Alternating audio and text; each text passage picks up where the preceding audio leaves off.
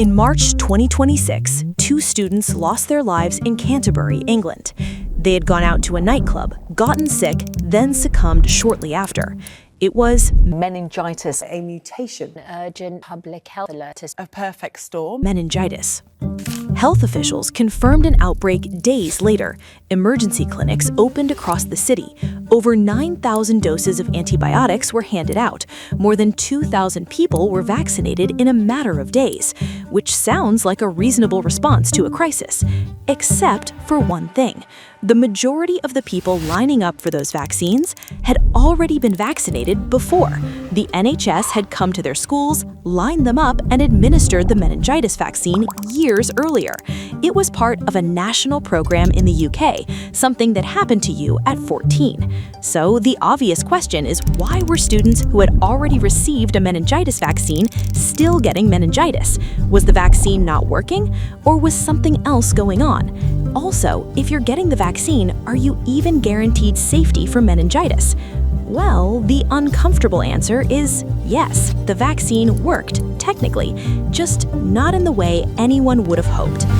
Let me explain.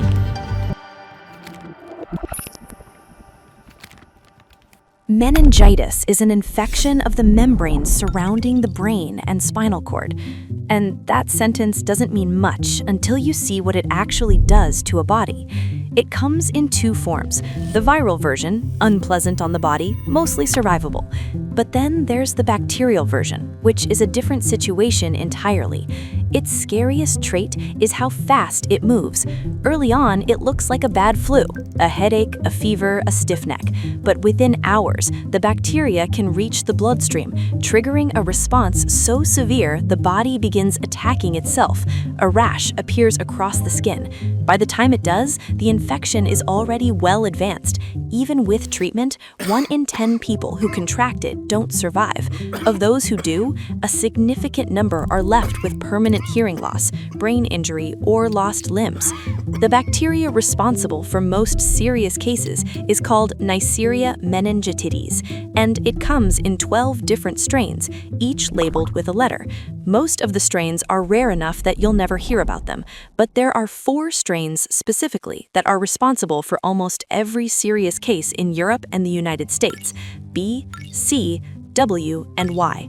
They are caused by the same species of bacteria, but they are immunologically different enough that a vaccine against one does nothing against the others.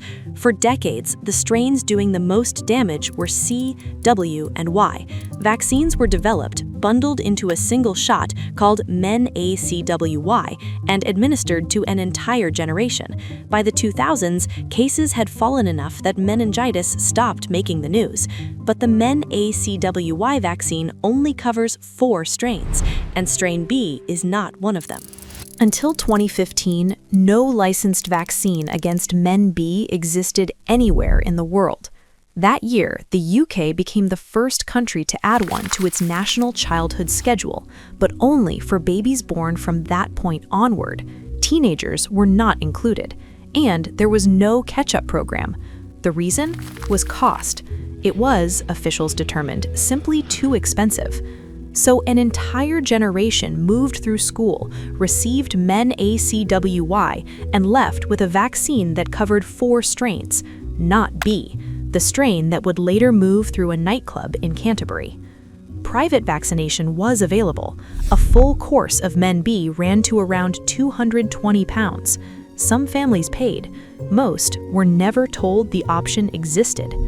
Here's what makes this structurally difficult to solve. The bacteria responsible, Neisseria meningitidis, lives harmlessly in the throats of a significant portion of the population. It spreads through close contact, coughing, kissing, shared drinks.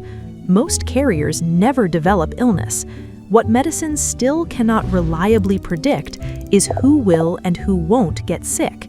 When the bacteria does move into the bloodstream, the window between early symptoms and medical emergency can be a matter of hours. If you were born in the UK before 2015, you were almost certainly never vaccinated against Men-B. In the United States, Men-B has never been added to the routine childhood schedule. It exists, it's licensed, it's recommended for certain high-risk groups, but it isn't automatically given. Across most of the world, vaccination coverage is inconsistent enough that the honest answer is, most people don't know which strains they were protected against when they left school. Most people don't know there were strains to protect against at all. This matters because meningitis bacteria spreads exactly where young people congregate, close living, shared spaces, the kind of sustained proximity that makes transmission easy. Universities, dormitories, nightclubs, the environments where an unvaccinated generation ends up spending most of their time. Canterbury was not an anomaly. In 2024, the United States recorded 503 meningococcal cases, the highest annual figure since 2013. Different strain, different country, same structural problem, a population that believed it was covered, encountering a strain it had never been protected against.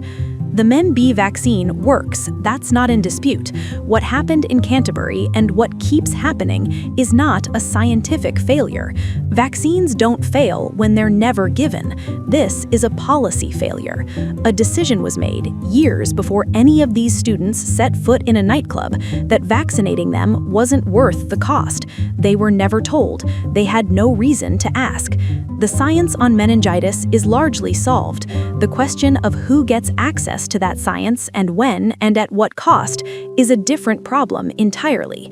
Canterbury is what that problem looks like when it runs out of time.